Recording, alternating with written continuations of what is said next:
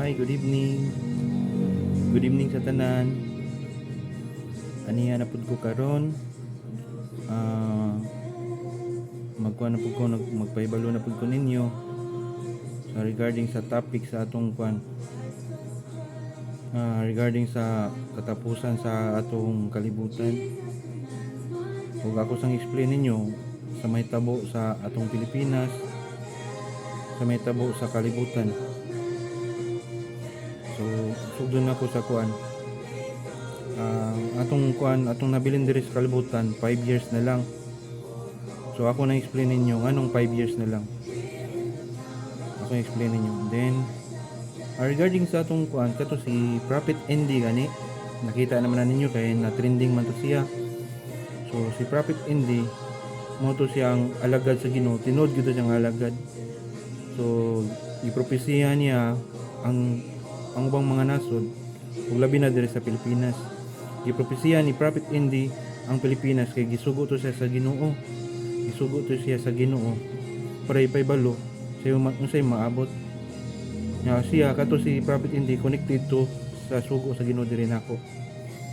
So nakita man ninyo katong giingon ni Prophet Andy nga kanang dunay mo kuan mo bagong gipili ang Ginoo nga mga leaders diri sa Pilipinas, sa politics, sa churches o sa kuan nya dunay rising power na usa ka young man. So ako to i-explain ninyo kaniyang gingon ako ipakita ninyo regarding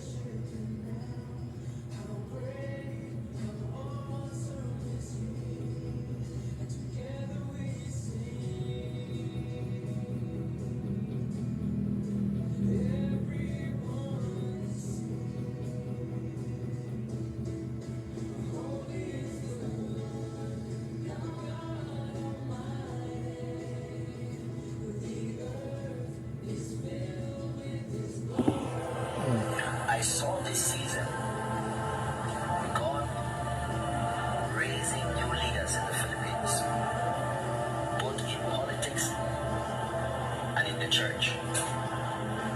I saw a young man rise to power in the Philippines.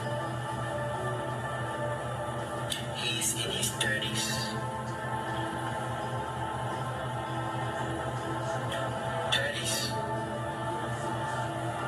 I said a young man in the Philippines rising to power, becoming very influential in the Philippines, and he knows God.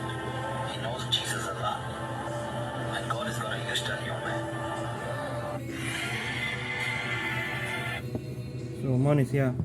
So ako ipasabot nimo ang katong yung giingon nga naigikuan ang Ginoo kanang gi-rise nga mga bagong leaders diri sa Pilipinas. Ang pasabot ato niya na diri sa Cebu mo tong mga bagong mayor karon o bagong bishop mo to siya nato sa Cebu ang ipasabot niya nga nasa Pilipinas.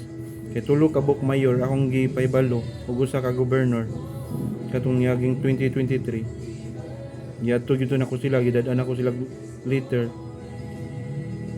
Si Governor Gwen Garcia, si Junard Ahong Chan, si Mike Rama o si Jonas Cortez. So kani silang upat ako na nini silang ipahibalo.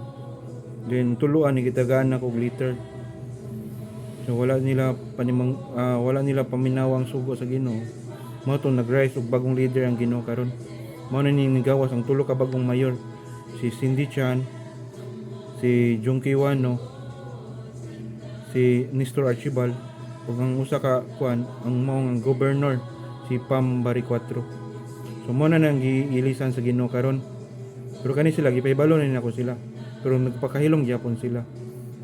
Then mo to ang churches nga leader nga ipasabot ngadto ni Prophet Andy mo to ang bishop karon. Kay kato si Bishop Palma nakaibalo na to siya. Gipahibalo na to nako ang secretary. Nagaistorya na mi sa iyang assistant nga pare sa iyang kanang driver niya nakaistorya na to nako. Nya ang katong Freeman. Dito na ko sa station sa Freeman. Then istorya na ako ngadto. Then ang katong reporter sa Freeman connected man to sa akong gistoryahan. So kay balo na po to sila. So kana si Jose Palma kay balo na siya. Mo nang ni-resign siya. Kay gilisan na siya sa Ginoo. Mo na karon si Juan Alberto Oy o Abit Oy. Mo na siyang nipuli karon. So gilisan niya og bagong churches nga leader o bagong mga leader sa politics. Then kauman kanang young man nga gipasabot nila diya karon.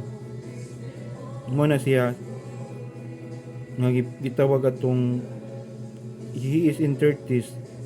Ako ang gipasabot ato. Ang gitawag ko niya atong March 14, 2023. Ang edad na ko ato niya is 39. Ang edad na ko atong panahon na sa March 14, 2023 is 39. Mo to siyang he is in 30s. Yan na siya nga hinus God and hinus Jesus a lot niya. God gonna use this young man. Kaya nga naman, kuan man siya kanang gitudluan man ko sa Ginoo pinagi siyang espiritu. Gitudluan ko niya nga makatultol ko niya kung sa iyang buot ipaabot nga to siyang mga katawan. Then ang katong yang gibuot nga ipasabot nga kuan yang gamiton ko niya kay padalam ko niya commandment siyang pagbalik kay doon na may pausap sa tibok nasod. Kaya nga atong mga kuan atong pagtuog gikuan man siya gikurap man atong pagtuog gikurap pinagi sa daotang espiritu.